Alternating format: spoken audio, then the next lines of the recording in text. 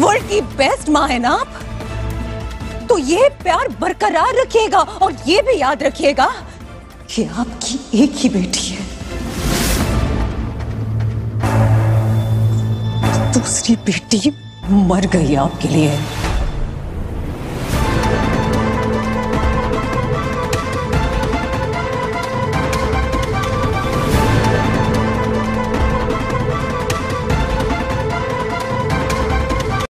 और मैं भी याद रखूंगी और ये भूलने की कोशिश करूंगी कि मैंने आपकी कोख से जन्म लिया है और इस घटिया पहचान से दूर रहना चाहती हूं मैं।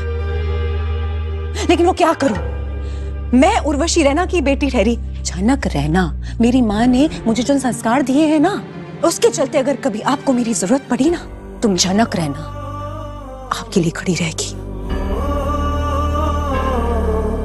लेकिन अपनी बेटी समझ के अगर आपने पुकारा तो मेरी तरफ से कोई जवाब नहीं आएगा।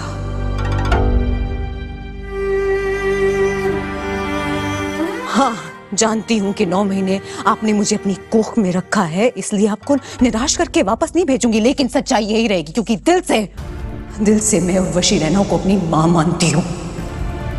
और आपकी पहचान सृष्टि मुखर्जी की बेटी कहलाने में मुझे कोई इंटरेस्ट नहीं है। और आज जो बातें झनक सामने से उस सृष्टि मुखर्जी को बोल रही है, उसे सुनने के लिए भी हिम्मत चाहिए, क्योंकि आज झनक वो आग है जिसे अगर कोई छूने की कोशिश भी कर ले तो जल के भस्म हो जाएगा, कुछ नहीं बचेगा जहां अब। और शुभ हो सर, आप दिल नहीं करता आपको सर बुलाने का,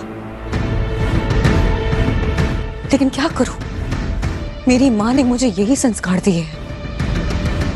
अब तो आप बहुत खुश होंगे ना कि जैसे रिश्ते आप बनते देखना चाहते थे बिल्कुल वैसे ही रिश्ते बन रहे हैं। आपका लाडला बेटा जिनसे शादी करा वो एकदम परफेक्ट है, एक परफेक्ट वाइफ मिल गई है उनको। और आंटी जी, अब तो बहुत तसल्ली हो रही होगी ना कि झनक फाइनली इस घर से जा रही है। मैं जा रही हूं और कभी नहीं आऊंगी, लेकिन हाँ, उस दिन वापस लौटूंगी जिस दिन वाकई में ये घर, इस परिवार के लोग मुसीबत में होंगे। क्योंकि जब मैं मुसीबत में थी, इस घर के लोगों ने, इस परिवार ने मुझे शरण दी थी, यहाँ रहने का मौका दिया, मेरा ख्याल रखा। और अब झनक एक एक करके सबको उनके एहसान को भी जता रही है और आश्वासन भी दे रही है कि वो आएगी दोबारा, सिर्फ जब वो मुसीबत में होंगे, क्योंकि मुसीबत जब दस्तक देता है तो बिन बुलाए मेहमान की तरह ही आता है। जेठू, मैं जानती हूँ आपका दिल दुखा है, आप गुस्सा थी ना मुझसे। अब तो ये शादी नहीं हो रही है, शादी टूट गई है तो अब तो गुस्सा नहीं है ना। और उम्मीद करती हूँ कि बड़ माँ अब मुझसे गुस्सा नहीं होगी। अपू थी, मेरी अपू थी, अपू थी का ख्याल रखिएगा, क्योंकि अब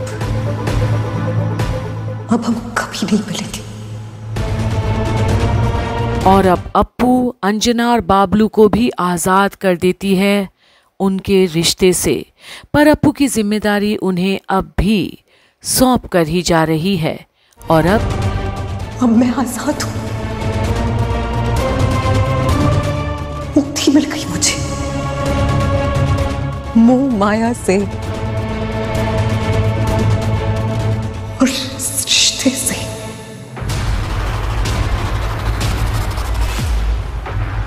इस बंधन से मुक्त हो गई हूं मैं।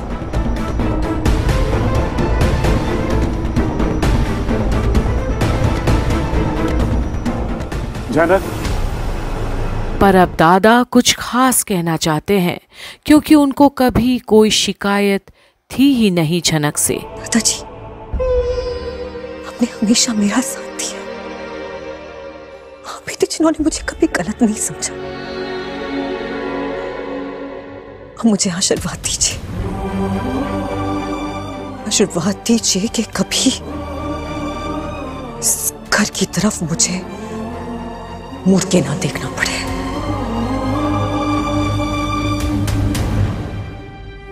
आशीर्वाद तो है बेटा और हमेशा रहेगा।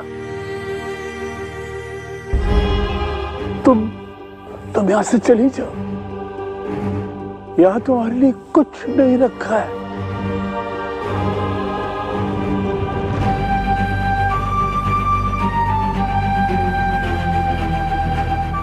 बस खुश रहो।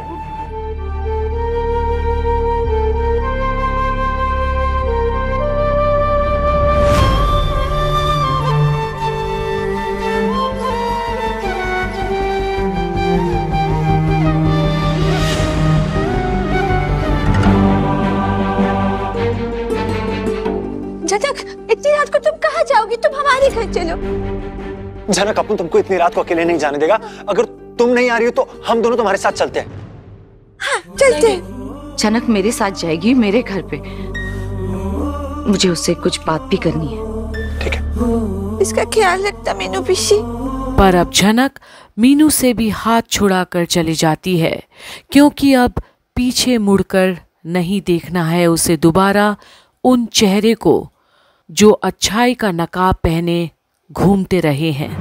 अच्छा है बला टली।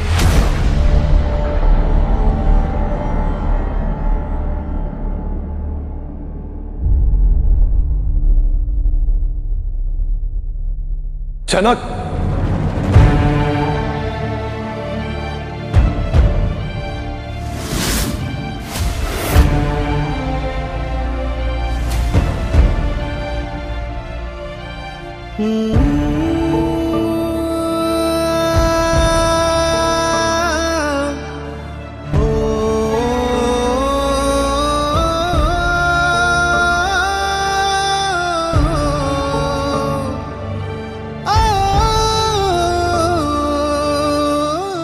अनी, अब तुम उसे क्यों बुला रहे हो? आदत है, बुलाना नहीं चाहता, लेकिन आदत है मेरी। मुझे लगा अगर मैं इसे आवाज नहीं दूंगा ना तो मेरी मौत मुझे बुला लेगी।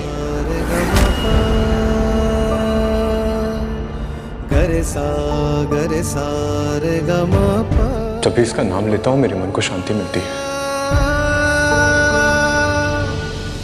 इस घर से जाना या ना जाना झनक की मर्जी है, लेकिन मैं अपनी आखिरी सांस तक झनक को रोकने की कोशिश करूंगा।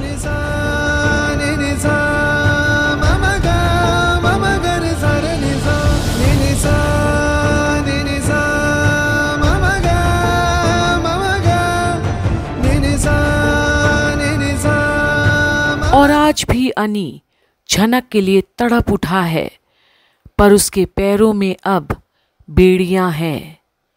पर एक एक सांस में अनी की झनक है। रोम रोम सिर्फ उसे ही पुकारता है, क्योंकि वो झनक है। तो अब आगे की सफर में भी देखते रहिए आखिर आज अनी और झनक कैसे बिछड़ते तो हैं, पर क्या मिलेंगे दोबारा।